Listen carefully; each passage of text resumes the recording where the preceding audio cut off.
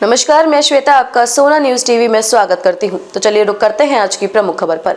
9 करोड़ 35 लाख की लागत से बनेगा उच्च स्तरीय पुल, झारखंड और बंगाल को जोड़ेगी पुल।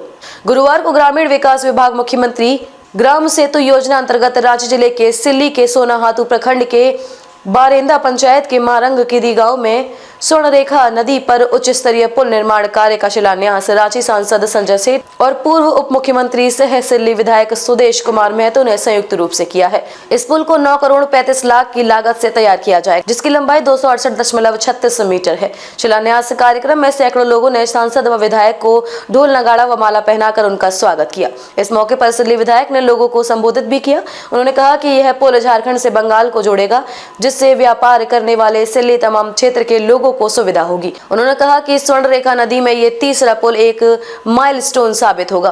पुल व्यापारिक, धार्मिक और पर्यटन के क्षेत्र में बंगाल के साथ साथ संबंध मजबूत करेगा एवं पेयजल, शिक्षा और स्वास्थ्य पर वृहद पैमाने पर काम किए जा रहे हैं। हर घर में शुद्ध पेयजल पहुंचाने का काम किया जा रहा है। गाँव में राजनीतिक जागरूकता लाने के लिए भी काम किया गया है। योजनाओं के माध्यम से हम गाँव में भरोसा देने का काम कर रहे हैं। मौके पर रांची सांसद संजय सेठ ने कहा कि पुल के निर्माण से बंगाल के लिए झारखंड आवागमन की सुविधा बढ़ेगी। पुल दिलों को जोड़ने वाला होगा, बंगाल के साथ संबंध मजबूत होंगे। सांसद ने लोगों से 22 जनवरी को अपने घर पर दिया जलाकर दीपावली मनाने का आह्वान किया है। सोना न्यूज के लिए सोनाहातू से विनोद बैनर्जी की खास रिपोर्ट। गिरी के इस घाट पे काली माटी बंगाल को जोड़ने वाले जो वहाँ का बाजार केंद्र है, वो पुल की आधारशिला आज हम लोग ने रखी है। ये इस क्षेत्र का हमारे जब से मैंने इस क्षेत्र में काम करना प्रारंभ किया, जब एक पुल के लिए क्षेत्र के लोग तरसते थे, आज इस क्षेत्र में 92 नंबर का पुल की आधारशिला रखे हैं। और इस पुल व्यापारिक दृष्टि से इस क्षेत्र को न केवल रिश्ता नाता बल्कि व्यापारिक रूप से काफ़ी महत्वपूर्ण होगा। यहाँ पर हमारे इस क्षेत्र का, पूरे पंचप्रगना का और पूरे बंगाल झारखंड का संयुक्त रूप से सबसे बड़ा सती घाट मेला लगता है, जहाँ लाखों लोग आते हैं। और बंगाल के लोगों का आवागमन के लिए लंबा घूमना पड़ता था, अब सीधे घाट में 1-2 साल के अंदर में सीधे घाट के माध्यम से यहाँ तक पहुँचेंगे। एक बेहतर सुविधा निश्चित रूप से जब पुल का निर्माण होता है, सड़कों का निर्माण होता है, तो लोगों के जीवन को सरल बनाता है। माननीय विधायक ने किया है, निश्चित रूप से बंगाल और इस क्षेत्र में तकदीर और तस्वीर बदलने वाली है। वर्षों से इस क्षेत्र की डिमांड थी, लोग स्वर्णरेखा पार करके जाते थे, बाजार हाट, और जब 2 साल के अंदर, ऐसे 2 साल है किंतु 2 साल के अंदर, 1.5 साल के अंदर ये पुल बन जाएगा 9 करोड़ की लागत से। तो आप देखो ये पूरा क्षेत्र रोजगार, स्वरोजगार का एक बहुत बड़ा क्षेत्र होगा।